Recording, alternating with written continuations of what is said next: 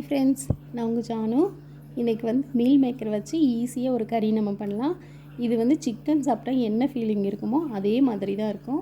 வாங்க எப்படி செய்யலான்னு பார்த்துடலாம். ஒரு மிக்ஸி ஜார் எடுத்துகிட்டு பாருங்கள், நான் சின்ன மிக்ஸி ஜார் இருக்கு இல்லையா, அதுதான் எடுத்துருக்கேன். அதில் ஒரு 2 பெரிய வெங்காயம், ஒரு 10 பல்லு பூண்டு, ஒரு சின்ன துண்டு இஞ்சி போட்டுட்டு, கருவேப்பிலை, ஒரு கைப்பிடி நிறைய மல்லி இலை இதை வந்து சேர்த்து நல்லா நைஸாக அரைச்சி எடுத்துக்கலாம். இது நைஸாக அரைச்சி எடுத்து வச்சுட்டு இந்த மிக்சியிலே வந்து நம்ம ஒரு 3 தக்காளி வந்து நைஸாக அரைச்சி எடுத்து வச்சுக்கலாம். ரொம்ப நைஸாகவும் இல்லாமல் கொரகொரப்பும் இல்லாமல் ஓரளவுக்கு நைஸாக அரைச்சிக்கலாம்.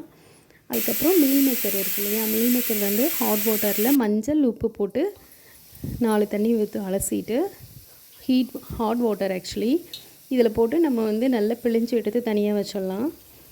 அது மாதிரி தான் வச்சுருக்கேன் பாருங்கள். ஆஃப்டர் தட் நம்ம வந்து தாளிச்சிடலாம்.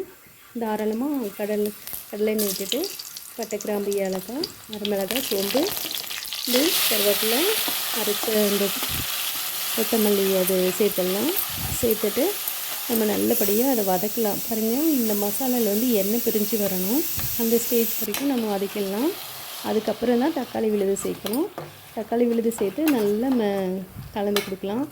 தக்காளி மசாலா இந்த சேர்த்துருக்கிற எல்லா மசாலாவும் வந்து பச்சை வாசனை போனதுக்கப்புறமா நம்ம வந்து மஞ்சத்தூள், மிளகாத்தூள், தனியாத்தூள் அண்ட் குழம்பு மிளகாத்தூள் இது சேர்த்துக்கலாம். சரிங்களா? சேர்த்துட்டு நல்லா கலந்து கொடுக்கலாம். மசாலாவோட பச்சை வாசனை எல்லாமே போகணும். போனதுக்கப்புறம் நல்லா போயிடணும். அதுக்கப்புறமா நம்ம வந்து கலந்து வச்சுருக்கிற மீல் மேக்கரை இதோடு சேர்த்துடலாம். எண்ணெய் பிரிஞ்சு தனியாக வரணும். கொஞ்சமாக அந்த மிக்ஸி ஜார்லேயே தண்ணி ஊற்றி நம்ம கலந்துடலாம். அப்போ தான் அந்த மசாலா வந்து தெறிக்காமல் இருக்கும். தேவையான உப்பு சேர்த்துடலாம். அப்புறமா மீல் மேக்கர் சேர்த்துடலாம். பாருங்கள், மீல் மேக்கர் சேர்த்தாச்சு.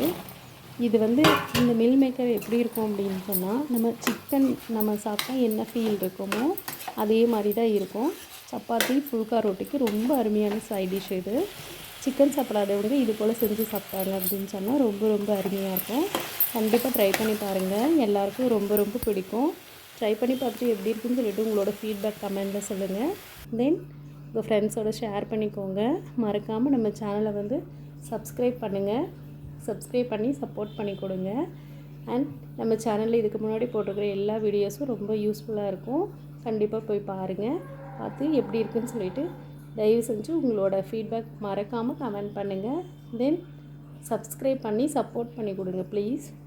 தென் பார்த்திங்கன்னா இந்த ரெசிபி ரொம்ப அருமையாக இருக்கும். ட்ரை பண்ணுங்கள். தேங்க்யூ. தேங்க்ஸ் ஃபார் வாட்சிங்.